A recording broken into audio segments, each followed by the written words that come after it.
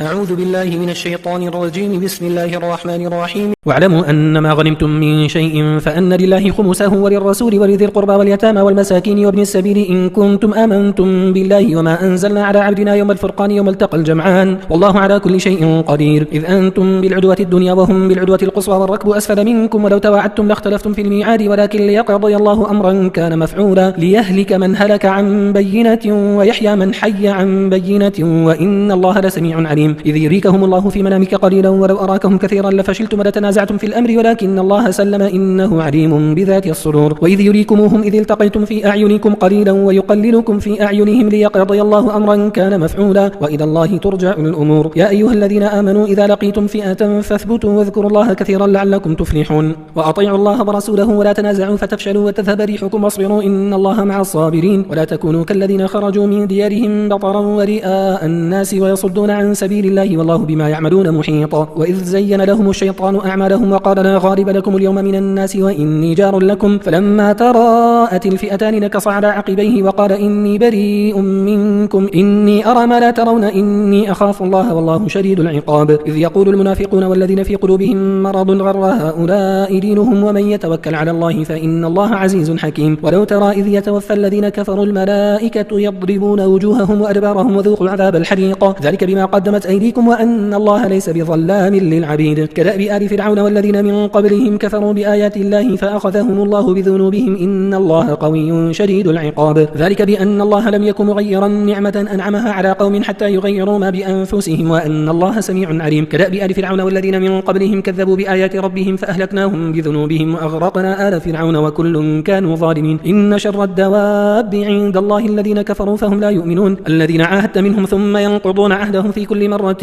وهم لا يتقون. فإما تثقفنهم في الحرب فشرد بهم من خلفهم لعلهم يذكرون وإما تخافن من قوم خيانة فانبذ إليهم على سواء إن الله لا يحب الخائنين. ولا يحسبن الذين كفروا سبقوا إنهم لا يعجزون. وأعدوا لهم ما استطعتم من قوة ومن رباط الخير ترهبون به عدو الله وعدوكم وآخرين من دونهم لا تعلمونهم الله يعلمهم وما تنفقوا من شيء في سبيل الله يوفى إليكم وأنتم لا تظلمون. وإن جنحوا للسلم فاجنح لها وتوكل على الله إنه هو السميع العليم. وإن يريدوا أن يخدعوك فإن حسبك الله هو الذي أيدك بنصره وبالمؤمنين وألف بين قلوبهم لو أنفقت ما في الأرض جميعا ما ألفت بين قلوبهم ولكن الله ألف بينهم إنه عزيز حكيم. يا أيها النبي حسبك الله ومن اتبعك من المؤمنين. يا أيها النبي حرض المؤمنين على القتال إن يكن منكم 20 صابرون يغلبوا 200 وإن يكن منكم 100 يغلبوا 1000 من الذين كفروا بأنهم قوم لا يفقهون. الآن خفف الله عنكم وعلم أن فيكم ضعفا فإن يكن منكم 100 صابرة يغلبوا 200 وإن يكن منكم 1000 يغلبوا 2000 بإذن الله والله مع الصابرين. ما كان لنبي أن يكون له أسرى حتى يثخن في الأرض تريدون عرض الدنيا والله يريد الآخرة والله عزيز حكيم. لولا كتاب من الله سبق لمسكم فيما أخذتم عذاب عظيم فكلوا مما غنمتم حلالا طيبا واتقوا الله إن الله غفور رحيم. يا أيها النبي قل لمن في أيديكم من الأسرى إن يعلم الله في قلوبكم خيرا يؤتكم خيرا مما أخذ منكم ويغفر لكم والله غفور رحيم. وإن يريدوا خيانتك فقد خانوا الله من قبل فأمكن منهم والله عليم حكيم. إن الذين آمنوا وهاجروا وجاهدوا بأموالهم وأنفسهم في سبيل الله والذين آووا ونصروا أولئك بعضهم أولياء بعض والذين آمنوا ولم يهاجروا ما لكم من ولايتهم من شيء حتى يهاجروا وإن استنصروكم في الدين فعليكم النصر إلا على قوم بينكم وبينهم ميثاق والله بما تعملون بصير. والذين كفروا بعضهم أولياء بعض إلا تفعلوه تكن فتنة في الأرض وفساد كبير. والذين آمنوا وهاجروا وجاهدوا في سبيل الله والذين آووا ونصروا أولئك هم المؤمنون حقا لهم مغفرة ورزق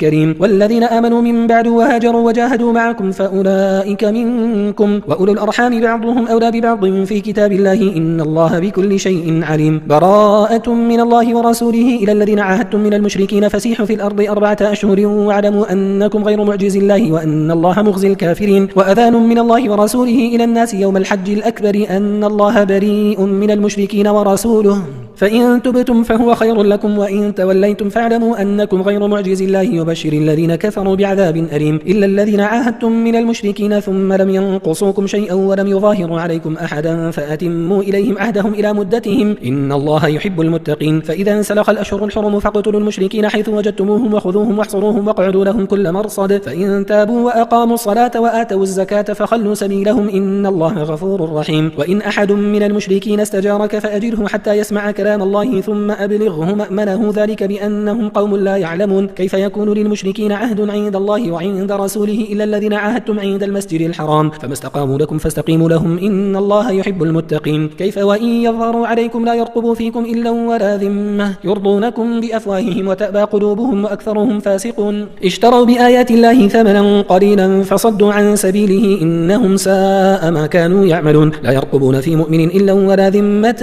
وأولئك هم المعتدون فإن تابوا وأقاموا الصلاة وآتوا الزكاة فإخوانكم في الدين ونفصل الآيات لقوم يعلمون وإن نكثوا أيمانهم من بعد عهدهم وطعنوا في دينكم فقاتلوا أئمة الكفر إنهم لا أيمان لهم لعلهم ينتهون ألا تقاتلون قوما نكثوا أيمانهم وهموا بإخراج الرسول وهم بدأوكم أول مرة أتخشونهم فالله أحق أن تخشوه إن كنتم مؤمنين قاتلوهم يعذبهم الله بأيديكم ويخزيهم وينصركم عليهم ويشفي صدور قوم مؤمنين ويذهب غيظ قلوبهم ويتوب الله على من يشاء والله عليم حكيم أم حسبتم أن تتركوا ولما يعلم الله الذين جاهدوا منكم ولم يتخذوا من دون الله ولا رسوله ولا المؤمنين وليجة والله خبير بما تعملون ما كان للمشركين أن يعمروا مساجد الله شاهدين على أنفسهم بالكفر أولئك حبطت أعمالهم وفي النار هم خالدون إنما يعمر مساجد الله من آمن بالله واليوم الآخر وأقام الصلاة وآتى الزكاة ولم يخش إلا الله فعسى أولئك أن يكونوا من المهتدين أجعلتم سقاية الحاج وعمارة المسجد الحرام كمن آمن بالله واليوم الآخر وجاهد في سبيل الله لا يستوون عند الله والله لا يهدي القوم الظالمين الذين آمنوا وهاجروا وجاهدوا في سبيل الله بأموالهم وأنفسهم أعظم درجة عند الله وأولئك هم الفائزون يبشرهم ربهم برحمة منه ورضوان وجنات لهم فيها نعيم مقيم خالدين فيها أبدا إن الله عنده أجر عظيم يا أيها الذين آمنوا لا تتخذوا آباءكم وإخوانكم أولياء إن استحبوا الكفر على الإيمان ومن يتولهم منكم فأولئك هم الظالمون قل إن كان آباؤكم وأبناؤكم وإخوانكم وأزواجكم وعشيرتكم وأموال اقترفتموها وتجارة تخشون كسادها ومساكن ترضونها أحب إليكم من الله ورسوله وجهاد في سبيله فتربصوا حتى يأتي الله بأمره والله لا يهدي القوم الفاسقين لقد نصركم الله في مواطن كثيرة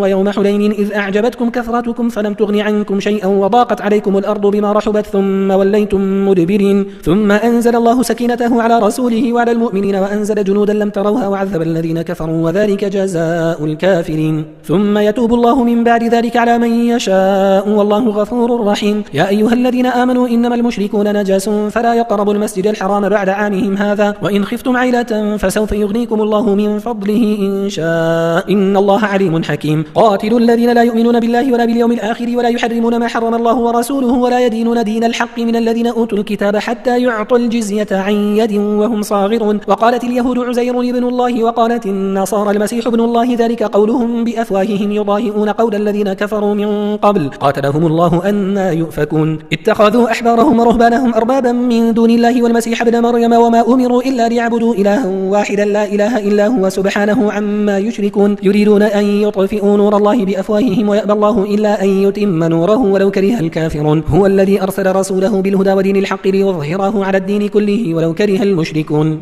يا أيها الذين آمنوا إن كثيرا من الأحبار والرهبان ليأكلون أموال الناس بالباطل ويصدون عن سبيل الله والذين يكنزون الذهب والفضة ولا ينفقونها في سبيل الله فبشرهم بعذاب أليم يوم يحمى عليها في نار جهنم فتكوى بها جباههم وجنوبهم وظهورهم هذا ما كنزتم لأنفسكم فذوقوا ما كنتم تكنزون إن عدة الشهور عند الله 12 شهرا في كتاب الله يوم خلق السماوات والأرض منها 4 حرم ذلك الدين القيم فلا تظلموا فيهن أنفسكم وقاتلوا المشركين كافة كما يقاتلونكم كافة واعلموا أن الله مع المتقين إنما النسيء زيادة في الكفر يضل به الذين كفروا يحلونه عاما ويحرمونه عاما ليواطئوا عدة ما حرم الله فيحلوا ما حرم الله زين لهم سوء أعمالهم والله لا يهدي القوم الكافرين يا أيها الذين آمنوا ما لكم إذا قيل لكم انفروا في سبيل الله اثاقلتم إلى الأرض أرضيتم بالحياة الدنيا من الآخرة فما متاع الحياة الحياة الدنيا في الآخرة إلا قليل. إلا تنفروا يعذبكم عذابا أليما ويستبدل قوما غيركم ولا تضروه شيئا والله على كل شيء قدير. إلا تنصروه فقد نصره الله إذ أخرجه الذين كفروا ثاني اثنين إذ هما في الغار إذ يقول لصاحبه لا تحزن إن الله معنا فأنزل الله سكينته عليه وأيده بجنود لم تروها وجعل كلمة الذين كفروا السفلى وكلمة الله هي العليا والله عزيز حكيم.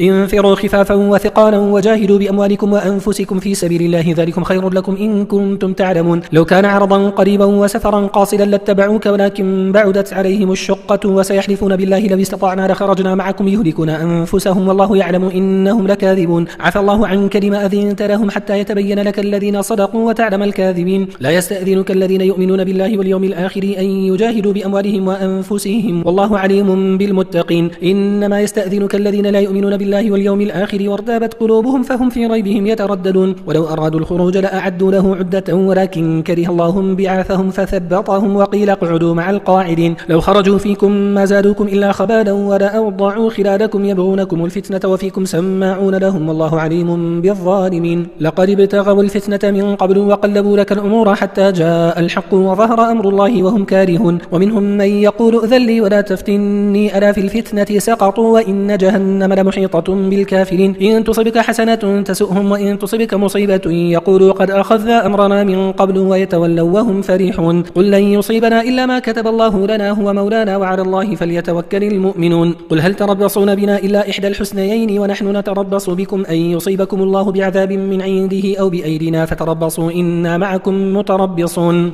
قل أنفقوا طوعا أو كرها لن يتقبل منكم إنكم كنتم قوما فاسقين. وما منعهم أن تقبل منهم نفقاتهم إلا أنهم كفروا بالله وبرسوله ولا يأتون الصلاة إلا وهم كسالى ولا ينفقون إلا وهم كارهون. فلا تعجبك أموالهم ولا أولادهم إنما يريد الله ليعذبهم بها في الحياة الدنيا وتزهق أنفسهم وهم كافرون. ويحلفون بالله إنهم لمنكم وما هم منكم ولكنهم قوم يفرقون. لو يجدون ملجأ أو مغارات أو مدخلا لولوا إليه وهم يجمحون. ومنهم من يلمزك في الصدقات فإن أعطوا منها رضوا وإن لم يعطوا منها إذا هم يسخطون. ولو أنهم رضوا ما آتاهم الله ورسوله وقالوا حسبنا الله سيؤتينا الله من فضله ورسوله إنا إلى الله راغبون. إنما الصدقات للفقراء والمساكين والعاملين عليها والمؤلفة قلوبهم وفي الرقاب والغارمين وفي سبيل الله وابن السبيل فريضة من الله والله عليم حكيم. ومنهم الذين يؤذون النبي ويقولون هو أذن قل أذن خير لكم يؤمن بالله ويؤمن للمؤمنين ورحمة للذين آمنوا منكم والذين يؤذون رسول الله لهم عذاب أليم. يحلفون بالله لكم ليرضوكم والله ورسوله أحق أن يرضوه إن كانوا مؤمنين. ألم يعلموا أنه من يحادد الله ورسوله فأن له نار جهنم خالدا فيها ذلك الخزي العظيم. يحذر المنافقون أن تنزل عليهم سورة تنبئهم بما في قلوبهم قل استهزئوا إن الله مخرج ما تحذرون. ولئن سألتهم ليقولن إنما كنا نخوض ونلعب قل أبالله وآياته ورسوله كنتم تستهزئون لا تعتذروا قد كفرتم بعد إيمانكم إن نعفو عن طائفة منكم نعذب طائفة بأنهم كانوا مجرمين. المنافقون والمنافقات بعضهم من بعض يأمرون بالمنكر وينهون عن المعروف ويقبضون أيديهم نسوا الله فنسيهم إن المنافقين هم الفاسقون. وعد الله المنافقين والمنافقات والكفار نار جهنم خالدين فيها هي حسبهم ولعنهم الله ولهم عذاب مقيم. كالذين من قبلكم كانوا أشد منكم قوة وأكثر أموالا وأولادا فاستمتعوا بخلاقهم فاستمتعتم بخلاقكم كما استمتع الذين من قبلكم بخلاقهم وخضتم كالذي خاضوا أولئك حبطت أعمالهم في الدنيا والآخرة وأولئك هم الخاسرون. ألم يأتهم نبأ الذين من قبلهم قوم نوح وعاد وثمود وقوم إبراهيم وأصحاب مدين والمؤتفكات أتتهم رسلهم بالبينات فما كان الله ليظلمهم ولكن كانوا أنفسهم يظلمون. والمؤمنون والمؤمنات بعضهم أولياء بعض يأمرون بالمعروف وينهون عن المنكر ويقيمون الصلاة ويؤتون الزكاة ويطيعون الله ورسوله أولئك سيرحمهم الله إن الله عزيز حكيم. وعد الله المؤمنين والمؤمنات جنات تجري من تحتها الأنهار خالدين فيها ومساكن طيبة في جنات عدن ورضوان من الله أكبر ذلك هو الفوز العظيم. يا أيها النبي جاهد الكفار والمنافقين واغلظ عليهم ومأواهم جهنم وبئس المصير. يحلفون بالله ما قالوا ولقد قالوا كلمة الكفر وكفروا بعد إسلامهم وهموا بما لم ينالوا وما نقموا إلا أن أغناهم الله ورسوله من فضله فإن يتوبوا يك خيرا لهم وإن يتولوا يعذبهم الله عذابا أليما في الدنيا والآخرة السماوات وما لهم في الأرض من ولي ولا نصير. ومنهم من عاهد الله لئن آتانا من فضله لنصدقن ولنكونن من الصالحين فلما آتاهم من فضله بخلوا به وتولوا وهم معرضون فأعقبهم نفاقا في قلوبهم إلى يوم يلقونه بما أخلفوا الله ما وعدوه وبما كانوا يكذبون. ألم يعلموا أن الله يعلم سرهم ونجواهم وأن الله علام الغيوب. الذين يلمزون المتطوعين من المؤمنين في الصدقات والذين لا يجدون إلا جهدهم فيسخرون منهم سخر الله منهم ولهم عذاب أليم. استغفر لهم أو لا تستغفر لهم إن تستغفر لهم 70 مرة فلن يغفر الله لهم ذلك بأنهم كفروا بالله ورسوله والله لا يهدي القوم الفاسقين. فرح المخلفون بمقعدهم خلاف رسول الله وكرهوا أن يجاهدوا بأموالهم وأنفسهم في سبيل الله وقالوا لا تنفروا في الحر قل نار جهنم أشد حرا لو كانوا يفقهون. فليضحكوا قليلا وليبكوا كثيرا جزاء بما كانوا يكسبون. فإن رجعك الله إلى طائفة منهم فاستأذنوك للخروج فقل لن تخرجوا معي أبدا ولن تقاتلوا معي عدوا إنكم رضيتم بالقعود أول مرة فاقعدوا مع الخالفين ولا تصلي على أحد منهم مات أبدا ولا تقم على قبره إنهم كفروا بالله ورسوله وماتوا وهم فاسقون. ولا تعجبك أموالهم وأولادهم إنما يريد الله أن يعذبهم بها في الدنيا وتزهق أنفسهم وهم كافرون. وإذا أنزلت سورة أن آمنوا بالله وجاهدوا مع رسوله استأذنك أولو الطول منهم وقالوا ذرنا نكن مع القاعدين رضوا بأن يكونوا مع الخوالف وطبع على قلوبهم فهم لا يفقهون. لكن الرسول والذين آمنوا معه جاهدوا بأموالهم وأنفسهم وأولئك لهم الخيرات وأولئك هم المفلحون. أعد الله لهم جنات تجري من تحتها الأنهار خالدين فيها ذلك الفوز العظيم. وجاء المعذرون من الأعراب ليؤذن لهم وقعد الذين كذبوا الله ورسوله سيصيب الذين كفروا منهم عذاب أليم. ليس على الضعفاء ولا على المرضى ولا على الذين لا يجدون ما ينفقون حرج إذا نصحوا لله ورسوله ما على المحسنين من سبيل والله غفور رحيم. ولا على الذين إذا ما أتوك لتحملهم قلت لا أجد ما أحملكم عليه تولوا وأعينهم تفيض من الدمع حزنا ألا يجدوا ما ينفقون. إنما السبيل على الذين يستأذنونك وهم أغنياء رضوا بأن يكونوا مع الخوالف وطبع الله على قلوبهم فهم لا يعلمون.